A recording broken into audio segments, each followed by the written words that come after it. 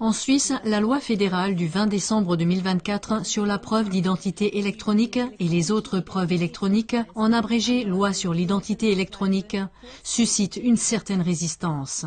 Le jeune mouvement citoyen pour la liberté, la souveraineté et les droits fondamentaux MASFOL a été le premier à saisir immédiatement le moyen du référendum pour que la loi sur l'EID soit soumise à un vote populaire. D'autres mouvements se sont joints à eux et soutiennent le référendum.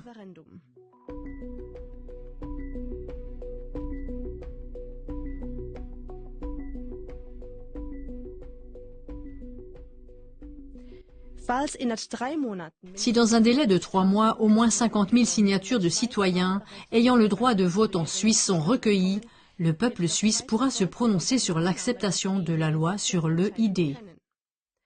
Vous trouverez des feuilles de signature à télécharger dans le cadre bleu sous cette émission.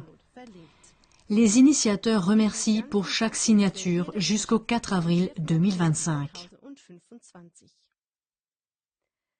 Les aspects négatifs de l'EID ont été mis en lumière par CLA-TV dans l'émission intitulée « EID, éléments clés de la dictature numérique et de l'exclusion » du 26 novembre 2024 que nous rediffusons ci-dessous en raison de l'actualité.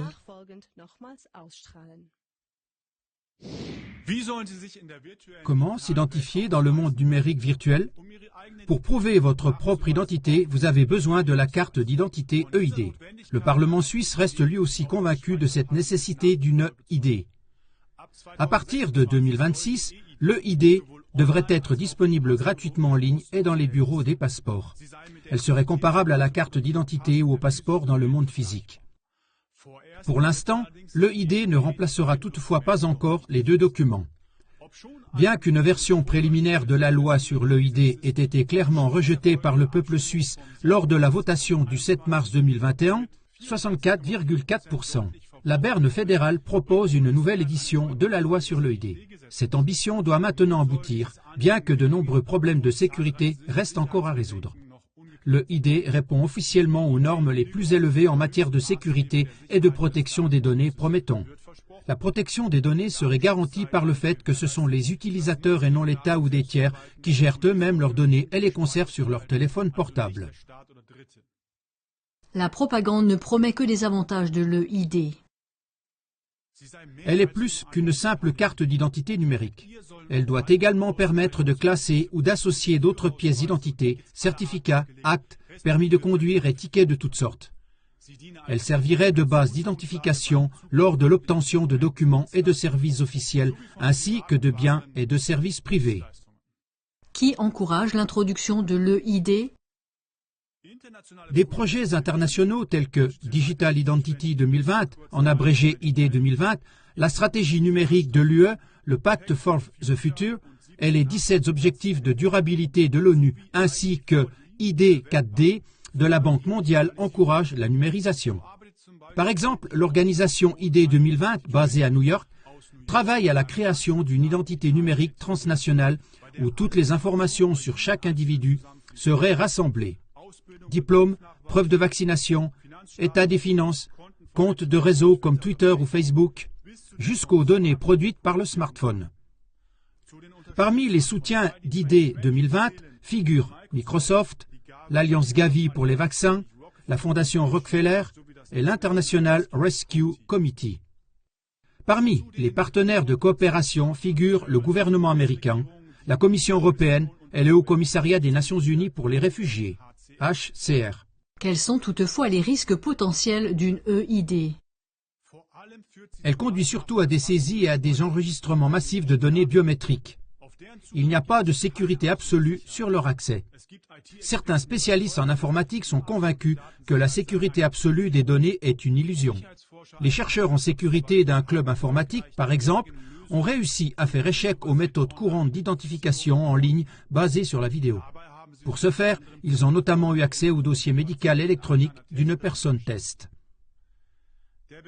Le célèbre avocat suisse Philippe Kruse met en garde contre les grands risques de l'EID.